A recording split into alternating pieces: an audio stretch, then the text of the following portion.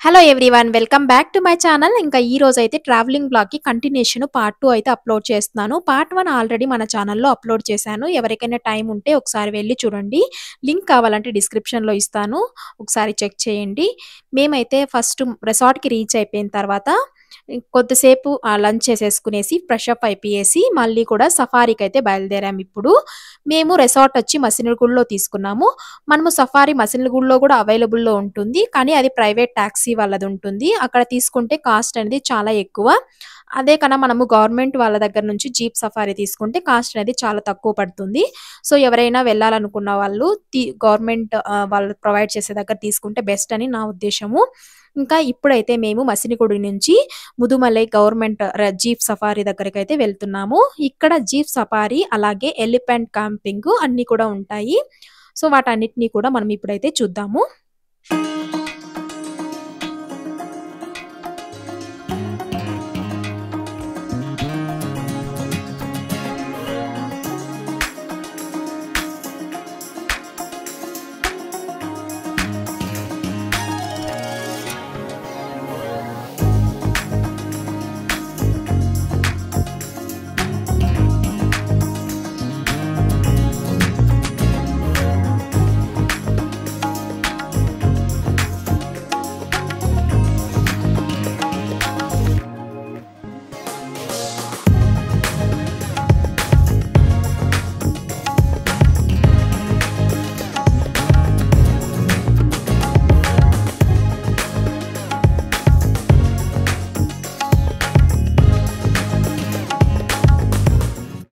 ఇప్పుడు మనం Mudumalai tiger reserve safari centre దగ్గరికి అయితే వచ్చేసాము. ఈ సెంటర్ దగ్గర మనకి టికెట్స్ అన్ని కూడా అవైలబుల్లో ఉంటాయి. మనం ఇక్కడ క్యూలో నిల్చుకొని అయితే టికెట్స్ అయితే తీసుకోవాలి. వాళ్ళు ఫస్ట్ మన పేరు రాపించుకుంటారు, తర్వాత అయితే పిలుస్తారనమాట టికెట్ మన టర్న్ వచ్చినప్పుడు. అలాగే మాకైతే తొందరగానే టికెట్స్ అనేది దొరికినాయి, ఎందుకంటే మేము వెళ్ళే జీపు ఆల్రెడీ ఫుల్ అయిపోయింది. ఇంకా మేమే అనమాట లాస్ట్లో వెళ్ళినాము, లాస్ట్లో కూర్చున్నాం మేమైతే. ఇంకా ఇప్పుడైతే సఫారీ అయితే స్టార్ట్ అయిపోయింది.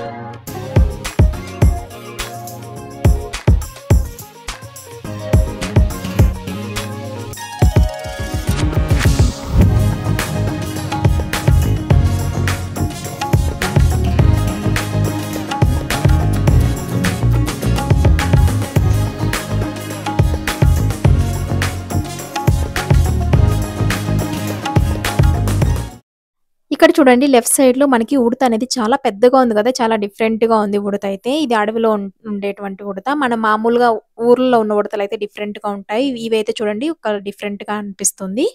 ఇంకా తర్వాత వెళ్తూ ఉండగా మాకైతే జింకలంతా కూడా కనిపించాయి. జింకలు అయితే చాలా గుంపులుగా చాలా ఎక్కువ అయితే కనిపించాయి అనమాట. నేనైతే చాలా క్లిప్స్ అయితే తీసుకోలేదు, కొన్ని మాత్రమే తీసుకున్నాను.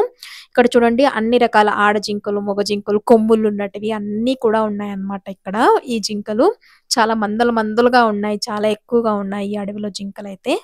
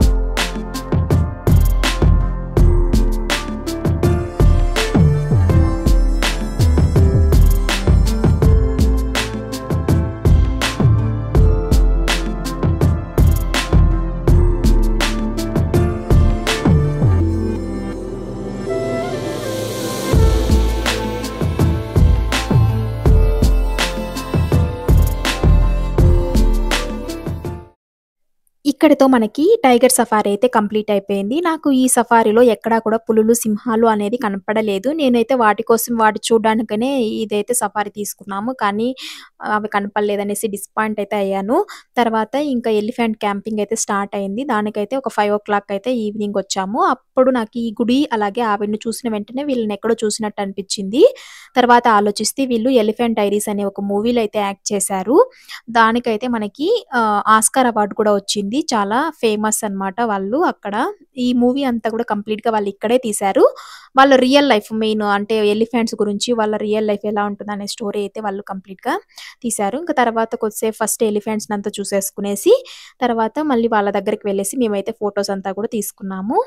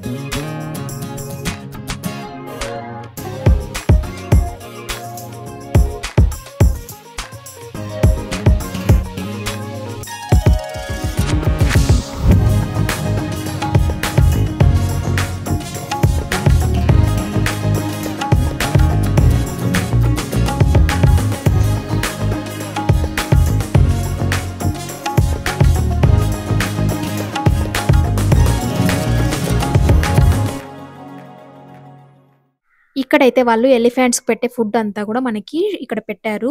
దీంట్లో ఏమంటే చెరుకు, అలాగే చక్కెర, బెల్లము, రాగి తర్వాత అయితే కొబ్బరి అలాంటివంతా కూడా వాటికైతే ఫీడ్ చేస్తారంట. అలాగే ఏనుగుల పేర్లు వాళ్ళకి ఎన్నెన్ని కేజీలు ఫీడ్ చేస్తారన్నది కూడా ఒక చార్ట్ అయితే వాళ్ళు పెట్టారు.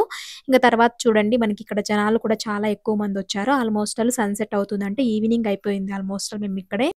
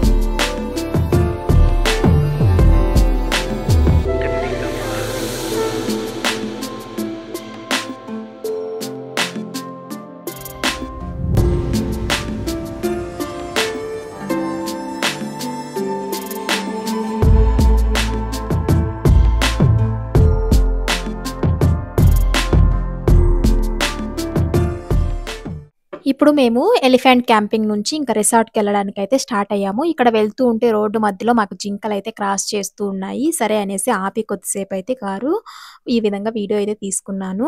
ఇంకా ముందర కూడా కొన్ని అయితే పీకాక్స్ అంతా కూడా ఉండినాయి. ఈ పక్క అంటే ఈవినింగ్ అయిపోయింది కదా! చాలా వాటిని బయట వెళ్తూ ఉన్నాయి. ఇంకా తర్వాత లెఫ్ట్ సైడ్ మాకి ఇక్కడ ఏనుగులు అలాగే నెమలంతా కూడా చాలా బాగా కనిపించాయి రోడ్డు మీద. మేమైతే కొద్దిసేపు ఆపుకొనైతే వీడియో అయితే తీసుకున్నాను. ఇంకా అలానే వెళ్తూ ఉంటే నాకు బైసన్ కూడా కనిపించింది. అది కనిపించినప్పుడైతే ఒకతనైతే రోడ్డు పైన కేకలు పెట్టి అరిచినాడు. అప్పుడైతే అవైతే మమ్మల్ని చాలా విచిత్రంగా చూసిందనమాట. మేము అరిచామేమో అనేసి. మమ్మల్ని ఏమన్నా అంటుందేమో అనేసి మేమైతే భయపడ్డాము. ఇంక తర్వాత అయితే ఈ విధంగా మేము కార్‌లో నేను, పాప ఇద్దరు కూడా పైన చూసుకుంటూ ఈ విధంగా బాగా అంటే అరుస్తూ ఎంజాయ్ చేస్తూ అయితే రోడ్డు పైన వెళ్ళామనమాట.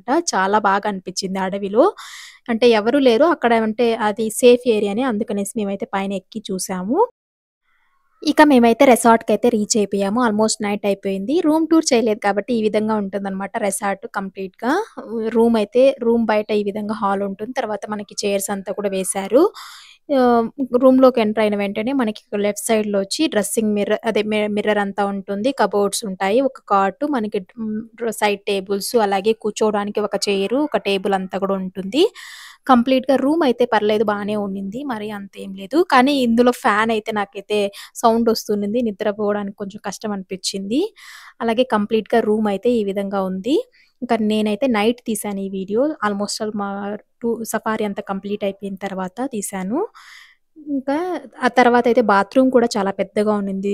ఇక్కడితో ఈ వీడియోనైతే ఎండ్ చేస్తున్నాను. కంప్లీట్‌గా మీకు ఈ వీడియో నచ్చినట్లయితే ఒక లైక్ చేయండి. ఎవరైనా ఫస్ట్ టైమ్ నా ఛానెల్‌ని చూస్తుంటే ప్లీజ్ సబ్స్క్రైబ్ చేసుకోండి.